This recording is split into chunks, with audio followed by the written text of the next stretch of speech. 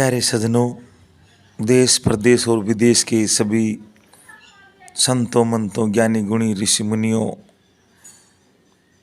के चरणों में सत सत नमन करते हुए मैं पंडित आचार्य विश्राम दवंदोली बैरवा समाज दलित समुदाय की यानी बैरवा समाज के मैं 84 गोत्रों का भी वर्णन करूँगा।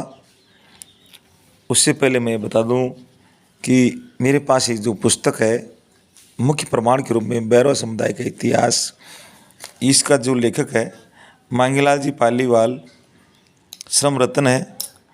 और इनको देखो, ये हमारे मंडावरी के महर्षि बालेनाथ जी महाराज हैं और ये मेरी फ़ोटो है। और आगे देखिए, इनके जो लेखक हैं यही है और जो प्रकाशक है भगवान बालेनाथ जी साहित्य प्रकाशन केंद्र है, ग्राम लखेसरा, पोस्ट कानोता, जिला जयपुर, ये है। तो देखो, इनका मैं बड़ा आभारी हूँ। और इस पुस्तक को रचना में जो बड़े बड़े महापुरुष हैं उनका भी एक बार मैं नाम बोलता हूँ मैं, कि इसके अंदर जिनका बहुत अच्छा इनको योग रहा है वो है सर्वश्री डॉक्टर पुरुषोत्तम सत्य प्रेम उज्जैन के, श्री लालचंद राही उज्जैन के, श्री मोहनलाल जी बड़ौदिया कोटा के, और इसके अलावा श्री पंडित प्रेमराज करेड़ा वाले, श्री कन्हैयालाल जी गोमा प्रधान कोयला वाले, श्री लादूराम जी सुलानिया समाज रत्न पूर्व विधायक जोंटवाड़ा जयपुर के, श्री राम स्वरूप जी रमंडवाल, श्री पंडित कजोड़मल रमंडवाल खेजड़ी खुर्दवाले, श्री और शिव राम वेंद्रा, श्री महादेव वेंद्रा हरिनारायणपुरा वाले, श्री हरनाथ जी बड़गोतिया कंवरपुरा वाले, श्री हरिराम मेहरा ब्यासोगा नौर्रा वाले, श्री जगदीश प्रसाद जी जारवाड़ हेमलिया वाले, श्री जगदीश प्रसाद बंसीवाड़ अड़ूदा वाले, श्री पूर्णमल कुंडारा चनानी वाले, श्री मोतीलाल लोधवाल, श्री केसरलाल जी सत्संगी करेड़ा वाले, श्री श्रवण कुमार जी आज़ाद हरबावता वाले, श्री कैलाश चंद्र जारवाड़ करेड़ा, श्री ज्ञानचंद बेनीवाल चाकसू वाले, श्री बाबूलाल जी टटवाड़ सीतापुर वाले, श्री बाबूलाल जी जारवाड़ ब्रह्मपुरी वाले, श्री रामफूल कुंडारा लखेसरा वाले, श्री नाथू सिंह लोधवाड़, श्री कन्हैयालाल राजलवाल मोरेंडी वाले, श्री लालचंद गोमे उज्जैन, श्री रतनलाल जी रानीवाल चौरिया वाले, मास्टर गिरधारी लाल बैरवा राजौली लालसोट की, जो वर्तमान में व्याख्याता है, यानी कि हमारे जो नांगल राजावतान मीणा हाई कोर्ट है उनमें व्याख्याता हैं। तो मैं इन सबका बहुत बहुत आभारी हूँ। और श्री सोनपाल जी मरपिट उदयपुरा वाले जो लालसोट में रहते हैं, श्री जगन्नाथ जी प्रसाद नागर राय बहादुर वाले स्वामी चंद्र प्रकाश जी महाराज, बोरोडा वाले स्वामी रामनिवास जी महाराज, मालपुरा वाले श्री रतनलाल जी बेनीवाल हरनोतिया, श्री के टाटीवाल सूर्यनगर जयपुर, श्री रामचंद्र धवन गिरधारीपुरा वाले, और श्री प्रभुदयाल जी लालावता जीतपुर वाले, और श्री शिवदान मल कुंडारा चनानी वाले। और इस प्रकार से देखो, इन सभी का बहुत बहुत आभार है, तभी आपके सामने ये चीज़ें हम पहुंच रही है।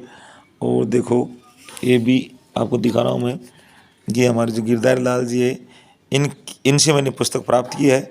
और मैं बैरवा समाज का, ये हमारे मांगीलाल जी महाराज हैं, तो इनका संक्षिप्त परिचय आप देख रहे हैं।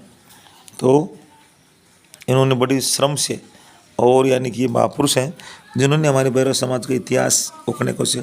अब मैं हमारे बैरवा समाज के जो मूल गोत्र हैं 84 गोत्र हैं, लेकिन फिर बाद में अन्य समाज से रिश्ता होने के कारण 84 गोत्र से ज़्यादा बन गए। तो मैं इनका एक एक का उल्लेख करता हूँ। देखो, मूल गोत्र अणिजवाल, बाकी तुम देख लो, अणिजवाल, दूसरा अंधेरिया, आलोरिया, आकोदिया, ऊंचीणिया, उदयवाल, कारोलिया, करोल, कामीवाड़, कुलाल, कालरवाड़, कुंडारा, कांकरवाड़, कोलवाल, खटनाड़िया, खापरिया, गजरानिया, गांगिया, गोठवाड़ गोत्र, गोमलाडू गोत्र, गोगड़िया गोत्र, गुणावत गोत्र। और देखो इधर से 22 नंबर देते हैं, चंदवाड़ा गोत्र, चरावंडिया गोत्र, चैडवाड़, जाजूरिया, जाटवा, जारवाड़, जीणवाड़, जेड़िया, जोणवाड़, जाटल। जाटल को बड़गोत्या गोत्र बोलते हैं। टटवाड़िया, टेंटवा, ठाकुरिया, डबरोलिया, डोरिया, डंडेरवाड़, डोटिया, तलबलिया, तौणगिरिया, दबकलाल, दबकवाड़, देवतवाड़, द्यावणिया, धोरण, नंगवाड़ा, पचवाड़िया। और देखो आगे देखते हैं 47 नंबर, पराल्या, पेड़ला, बंद्यावड़िया, बमणावत, बड़ोदिया, बारवाड़, बांदरवाड़, बासणवाड़, बासोटिया, बीललाल, बोआ, बेथेड़ा, बोरिया, बखंड, बदाड़ा, बरतुणिया, बाघोरिया, भिटोलिया और बहंडवाड़, बिहाणिया, मरमट, माड़ी, मीमरोट गोत को मधुकर भी लिखते हैं, मीरवाड़ भी लिखते हैं, मुराड़िया, मेहरा बोलते हैं। अब देखो इधर देखेंगे 72वां, मीचड़वाल, मिचाणिया, रमंडवाड़, राजलवाड़, राजौरिया, रानीवाड़, रेसवाड़, रोदिया, लखवाड़, लेटन, लोधवाड़ और लोड़ेत्या, जो लालावत भी लिखते हैं अपने आप को, और सरखंडिया। इस शुरू में मूल गोत्र बैरवा समाज की 84 थे, लेकिन फिर बाद में कुछ अन्य गोत्र भी अन्य समाज की लड़कियों से विवाह करने पर और गोत्र जुड़ गए। फिर देखो 85 नंबर से सुरेलिया, सरसुंदिया, सुलानिया, सिरोहिया, सेवत्या, शेर, सेवल्या, अणोत्या गोत्र, मुकीणा, आरोला, उमीणा और परसोया, यानी परसोया गोत्र है, परसिया। और 97 नंबर रेवाड़िया और सरवाड़िया, लोरवाड़िया, वर्णमाल, टोटा, टांगोत और शक्करवाड़, पिलाड़िया और बसवा। इस प्रकार से 104 गोत्र का इतिहास हमारे सामने है। तो मैंने इनका नाम बोला भी था अभी, एक बार फिर जो कुछ शेष महापुरुष हैं इनका फिर मैं नाम जरूर बोलेंगे। भारतीय स्वाधीनता संग्राम में भी बैरवा समाज के अनाम वीर युवकों का व्यक्ति ने अपने प्राणों को उत्सर्ग किया। अंग्रेजों के दमन चक्र का सामना इन्होंने किया। महात्मा गांधी के नेतृत्व में भारत छोड़ो आंदोलन के अंदर सन 1942 के अंदर और सन 1946 में कई बैरवा युवकों ने अपने प्राणों की परवाह किए बिना जुलूस निकाले, सत्याग्रह आंदोलन में भाग लिया।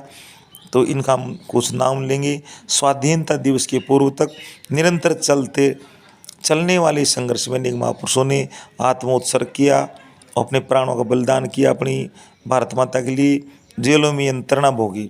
उनमें सर्वश्री शंकरलाल मेहरा, रामलाल कामरेड, किशनलाल नागवंशी, जत्ताड़ा जारवाड़, रामनाथ महाराज, हरिशंकर सिद्धांत शास्त्री, लादूराम जी सुलानिया, मंगलराम किशन उस्ताद, नाथूलाल जी मास्टर, रामदयाल कुंवाड़, घनश्याम जाटवा, नारायण बरवाड़ा वाले, सोनलाल मेहर, अरजीत लाल, छोटेलाल मेहर, सांवड़िया, माधोपुर वाले, गणेश लाल बनोटा वाले, मूलचंद मास्टर,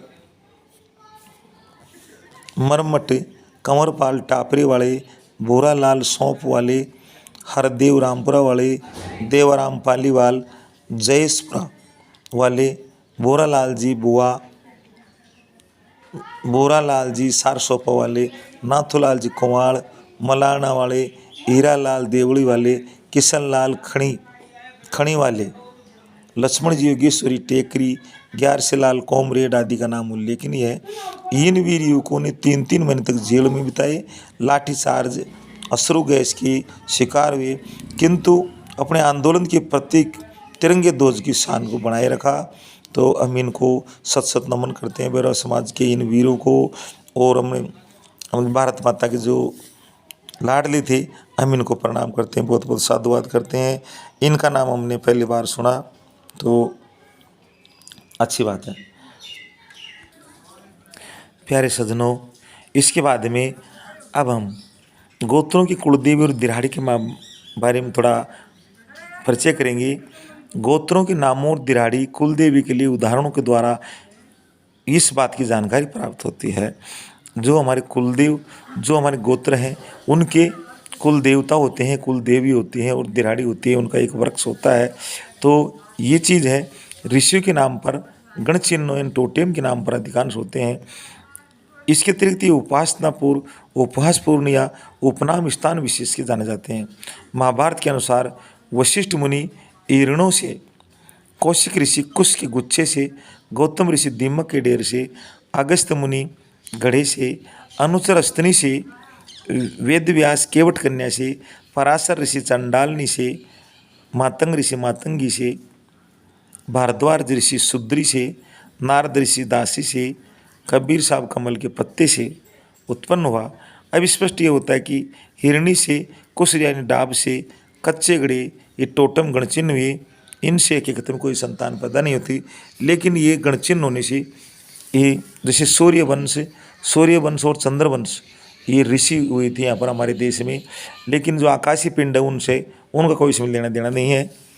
तो अब हम हमारे जो सभी जो आदिवासी है और मूल निवासी है, सभी की गोत्र हैं, 100 से भी ज़्यादा गोत्र है।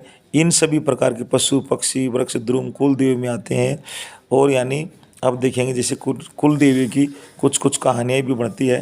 गोठ वालों की कुल देवी बंजारी माता है, बासन नीम है, लोड़े तेला लाउत गोत्र की कुल देवी लेलाई है, नंगवाड़ा गोत्र की नागिन है, सेवते सिसोदिया गोत्र की दराड़ी बीलपत्र है, कुवाड़ा गोत्र की पाल जाव मूसा है, जाटवा गोत्र की सरस है, बाघोरिया गोत्र वालों की बीलपत्र है, टटवाड़िया गोत्र वालों की दराड़ी पीपल वृक्ष है, गोमलाडू की अठवाई माता बीलवाल की कुल देवी बीला माता है। टटवाड़िया पीपल को, सेवतिया बीलपत्र को, गोठवाड़ा नीम को जलाती नहीं है और काटती नहीं है। इस प्रकार से समाज में अनेक कुल देवी देवियाँ हैं। तो इनमें कुछ का उदाहरण दिया है इसमें केवल। भैरव समाज में प्रत्येक गोत्र की उत्पत्ति से संबंधित कहानियाँ प्रचलित है और उन्हीं से गोत्र की उत्पत्ति मानी जाती है। जैसे कोलवाड़ जहाड़, लोकोड़ी देवी, मेहर की श्यावड़ देवी, साधक देवी दराड़ी, परेलिया की बेड़ी दराड़ी है परेलिया गोत्र की। और देखो लोधवाल की दराड़ी केला का पेड़ है, और बेतेड़ा की बड़ है, और बड़वासण की अपनी कुलदेवी तो ये है बेतन बड़, और बड़वासण आदि की अपनी अपनी दराड़ी है। तो इस प्रकार से भैरवा समाज में भैरव वंश भास्कर में से पूर्व गोत्रों की संख्या ज्ञात नहीं थी, लेकिन जो भूपति पांडे जो है एक विद्वान हुए, उन्होंने हमारे लिए अच्छा त्याग किया और हमको ये जानकारी दी। हम उनके से बड़े बड़े साधुवाद हैं, उनको नतमस्तक करते हैं और उनके बहुत बहुत आभारी हैं। भैरवा समाज में भैरव वंश भास्कर से पूर्व गोत्रों की संख्या ज्ञात नहीं थी, और राणा ढोलियों जागा पोती तांबा बीज के पत्थर और बड़े बड़े शास्त्रों के अनुसार इस समाज के जो मूल गोत्र थे 84 गोत्र हुए, और इस 84 गोत्र के कारण ही इनको हमारे भैरव समाज को 84 के नाम से पुकारा जाता है। और वर्तमान में 100 से भी ज़्यादा गोत्र है। नंगवाड़ा गोत्र की दराड़ी कि नंगवाड़ा गोत्र के बारे में यही है कि एक बार एक बच्चा था, वो अकेला था, उसमें छोटा सा बच्चा, उसकी जो माता थी पानी भरने के लिए गई, लेकिन वो बच्चा अकेला रह गया। तो एक नाग सांप अपना फण फैला करके बच्चे की रक्षा कर रहा था। स्त्री के पहुंचते ही नाग सांप वहाँ चला गया। बाद में उसको बच्चे को नाग गोत्री नंगवाड़ा कहा गया, और इसलिए नंगवाड़ा जो वंशी है ये सांप को अपना गणचिन्ह या दराड़ी या कुल देवता मानते हैं, और नागण को अपनी कुल देवी मानते हैं। इसी प्रकार से गोमलाडू की भी यही मामला है। गोमलाडू जो गोत्र है उनकी कुलदेवी दराड़ी के संबंध में भी एक किंवदंती है कि जब एक गढ़ किला बनवाया गया था, गोमलाडू जो राजा थे यानी नाहणका राजा जो थे, उन्होंने नानकी राजा यानी कि जो नवनाथ जो महादेव राजा था नानका बांसको के पास में, तो वहाँ की बात है। वहाँ से गोमलाडू गोत्र का निकास माना जाता है कि 56 कोट 52 दरवाज़ा, और यानी कि गोमलाडू मर्द नानका राजा, ऐसी कहावत है। तो जब गोमलाडू जो राजा थे उन्होंने गढ़ किला बनवाया, तब उस नींव में एक जीवित बालक को गाड़ा जाना था। तो वह किला दूसरे वंश के हाथों में निजस की, तो उस कबीले में से एक वीर बालक को चुन लिया गया, लेकिन सब लोगों ने उस बालक की रक्षा के लिए प्रार्थना करी, तो बालक की जगह ऊँट बन करके आ गया। और उसके बालक बच गया, उसके प्राण बच गए। तभी से गोमलाडू गोत्र अपनी दिराड़ी को अठवाई माता मानने लगे, क्योंकि आठे की बात थी ये। और ऊँट का रेखांकन भी करने लगे, यानी ऊँट को मानते हैं। ऊँट की मिंगनी को ईंधन के रूप में नहीं जलाते हैं आज भी गोमलाडू गोत्र के लोग। तो गोमलाडू गोत्र का जो कुलदेव ऊँट है और उनकी जो दिराड़ी है वो अठवाई माता है। टटवाड़िया गोत्र की भी ऐसी कुछ स्टोरी बनती है कि एक बार जब ज़ोरदार बरसात हुई, तो बरसात में ज़ोरदार मतलब वो कुछ खेत में थे लोग, और फिर जब मूसलाधार बरसात हुई तो उनकी घास फूस की जो छप्पर थी, टाटी थी, बहती बहती चलती, और वो सारे लोग उस टाटी के ऊपर बैठ गए। और ये वो टाटी जो थी वो छप्पर फूस की वो एक विशाल पीपल वृक्ष से टकरा करके रुक जाती है, उनकी प्राणों की रक्षा हो गई। इस प्रकार से जब एक फूस की टाटी ने उनकी रक्षा करी, तो ये लोग टटवाड़िया गोत्र कहलाए और टाटीवाल कहलाए। और जो पीपल के अंदर जो लाख होती है उसमें उसके हिसाब से उसको लखेश्वरी देवी अपनी दराड़ी को मानते हैं। अब हम प्यारे सज्जनों, अब हम भैरवा समाज के कुछ मुख्य मुख्य गोत्रों के बारे में जहाँ तक मेरे को जानकारी है उसके बारे में हम लेंगे। सबसे पहले जाटवा गोत्र के लेंगे। जाटवा गोत्र के लोगों का रूपांतरण कई प्रकार से अपभ्रंश हुआ है, तो इनको कहीं पर जेठी और जाटवा भी बोलते हैं, जाटो बोलते हैं। इनका जो इतिहास है वो ये है, डिंगोट गन्स ने मुख्य इतिहासों का प्रमाण देकर के लिखा कि 6वीं शताब्दी पूर्व ईस्वी में इस जाति का अधिकार पंजाब के ऊपर था, और उस समय का उपरोक्त बीजक में शैलेंद्रपुर में जेठियों का राज्य लिखा है, जहाँ से तुर्कशक जाति को निकाल करके यदुवंशियों ने अधिकार जमाया था। जब यदुवंशी का शैलेंद्रपुर सालवाहनपुर से राज्य उखड़ा, तो सतलज नदी के पार पर मारवाड़ रेगिस्तान में दाहिया जोइया क्षेत्र में जा बसे और बिरावल नाम का राजनगर बसाया। तो यानी जो पंजाब के पास में जो जेठी जो स्थान था वहाँ से इनका निकास है। मोहम्मद गजनवी जब सौराष्ट्र को विजय करके लौटा, तब जेठी सूरवीरों ने उसको उसकी सेना को परास्त कर दिया। जेठियों के सहयोग से महमूद गजनी की सेना भाग गई। इस घटना से चिढ़ करके 1226 में महमूद ने जेठियों पर चढ़ाई कर दी, खून खराबा हुआ। और ऐसे में ये जो जेठी लोग थे हिंदू अपने प्राण बचाने के लिए अन्य जातियों में घुल मिल गए, और इन्होंने ये जो क्षत्रिय लोग थे इन्होंने अपना यानी कि राजपाट त्यागन कर दिया। क्षत्रियों के चिन्ह जो तलवार थी, कटार थी, इनको त्यागन कर दिया और ये मेहनत मजदूरी करके अपना टाइम पास करने लगे। तो यानी इनका निकास राजनगर से है, और जाटवा गोत्र जेठी राजा के नाम से जाटवा कहलाए। राजौरिया गोत्र, राजौर नाम का राजा था और एटा जिला उत्तर प्रदेश की बात है। वहाँ का राजपाट जब पतन हो गया तो ये लोग वहाँ से निकल करके अलवर में जा बसे, और ये चंद्रवंशी वत्स जो अब अग्निकुल कहलाते हैं चौहानों की शाखा है, और ये अलवर जिले से इनका निकास है।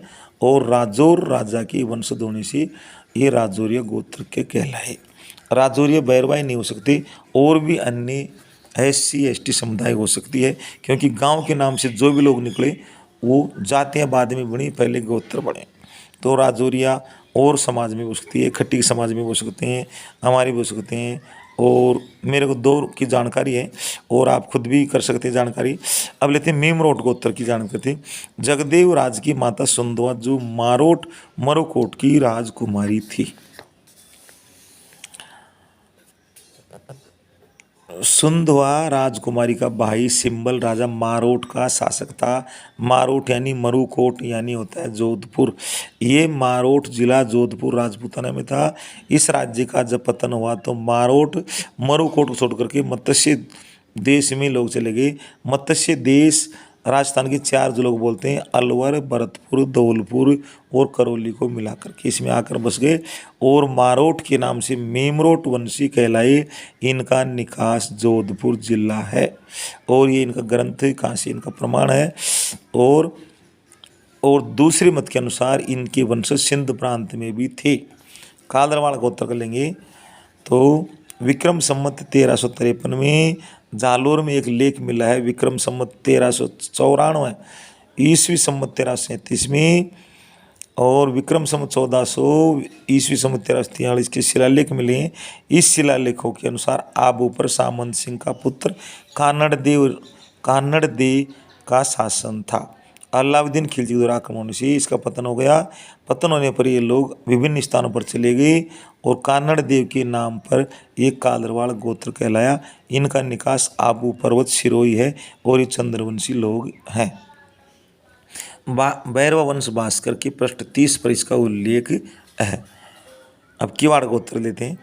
महाभारत के अनुसार कुंती देश अर्थात अवंती देश का पड़ोसी देश था।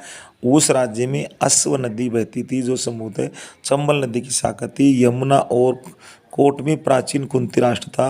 वर्तमान ग्वालियर राज्य जो अभी भी कोतवार कहलाता है, पांडवों के परिवार के श्री सहदेव ने अपने दिग्विजय में कुंती देश को जीता था। ये अवंती मध्य भारत का प्रसिद्ध जनपद था और इसकी राजधानी उज्जैनी थी।